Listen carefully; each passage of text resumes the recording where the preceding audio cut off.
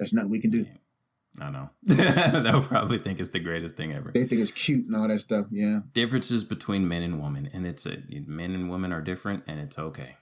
It's okay. It's those differences that make marriage a beautiful thing. And we'll leave on that note. Yeah. Lest we get in further trouble than we probably already will be in. And this will be the episode they actually watch. This will be the episode that they actually watch. And it's okay. We'll be fine. We'll make it. All right. That's enough venting. We're going to go ahead and get into the meat of the podcast, the main topic of the day. We've got a really good one here today.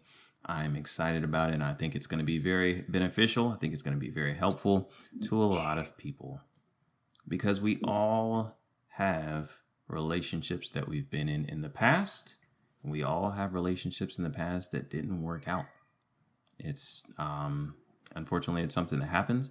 You're not always going to, meet the person that's meant for you on your first time at bat. So, and there's nothing wrong with that.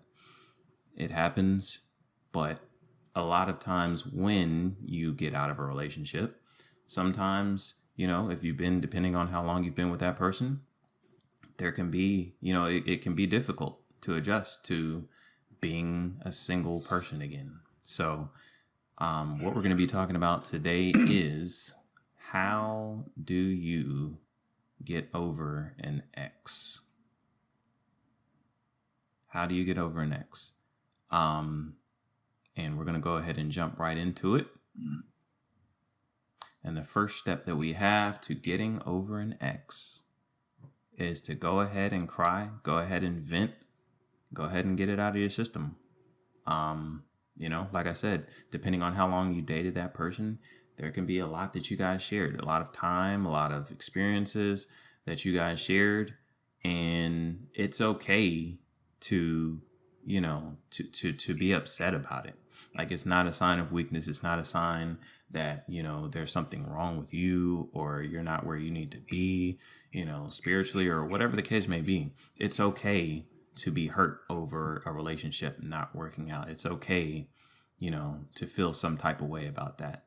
And the best thing to do, instead of, holding it in or trying to put up like a tough exterior or, pretend like you're okay, it's okay to not be okay for a period of time and go ahead and cry and go ahead and vent and express your frustration to, to God or to close friends or family or whatever the case may be, whoever, you vent to. There's nothing wrong with that. So don't feel bad. Don't judge yourself. It's perfectly okay to go ahead and get a good cry and get a good ugly cry and do whatever you got to do to get it out of your system. That's probably going to be the first step to moving forward. Yeah, ladies and gentlemen, it's very important for you to get it out your system because most people, they leave stuff in their system longer than they need to. Like people that I life coach, BD, I tell them that if you allow stuff to wrestle in your emotional realm, if you allow things to flood into your heart and you keep allowing that toxicity to stay there, it's going to be evident in every area of your life. And sometimes when you allow those thoughts and those emotions to continue on the inside and you never get it out, now you become vindictive. Now you become looking for vengeance. Now you are pursuing closure. You're doing so much because you haven't got it out of your system. Some emotions needs to be processed out. It's okay to be angry, but the word of God says sin not. It's okay to be sad, but do not let that sad lead to depression. You have to get it out your system. And God is the only one that's able to handle the hot things off of your heart. He's the only one with the right mittens to handle that. And he gives you the right environment, the right space to be able to get it out. And you got to cry. You got to get that toxic stuff out of you. You got to let it go because rejection does hurt, but you got to heal that hurt. Confusion is bothersome because you're like, why did this happen? But you got to understand that the root reason of why these emotions are released and they're high and you're struggling is possibly that you made that person an idol or you have idolized the idea of what that person gave you.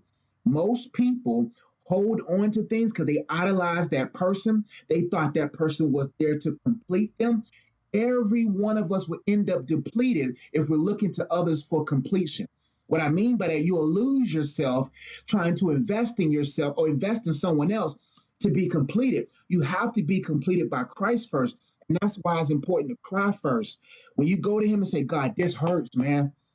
I can't believe he did this to me, because there's two things that is hit in a moment of rejection or breakup. That's our ego and our emo. Emotions and our ego are the two things that's hit when we feel abandonment, when we feel rejection.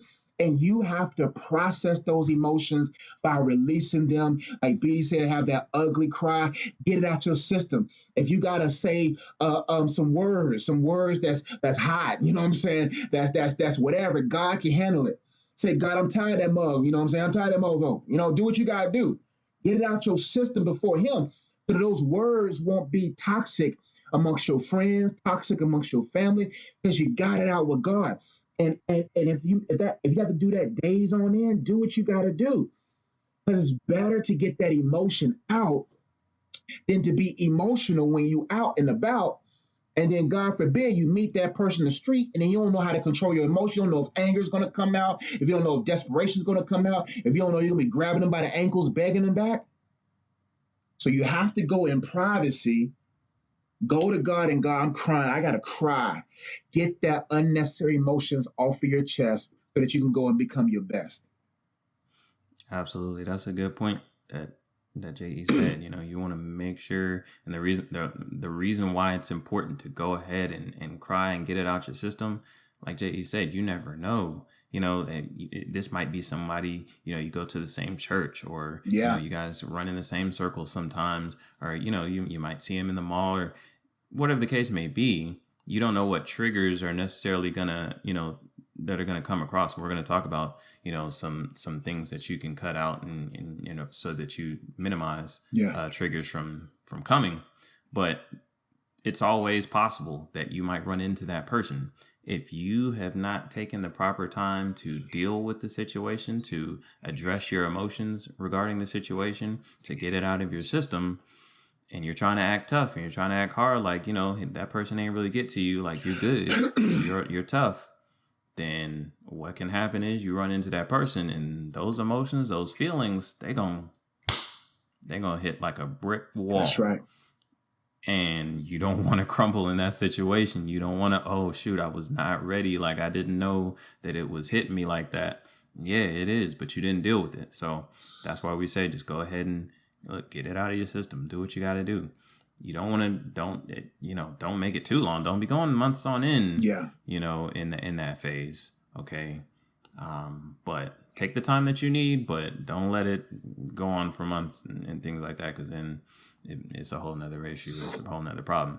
You need to work that out with your relationship with God, because if you have a solid relationship with God, it shouldn't take you, you know, months on end.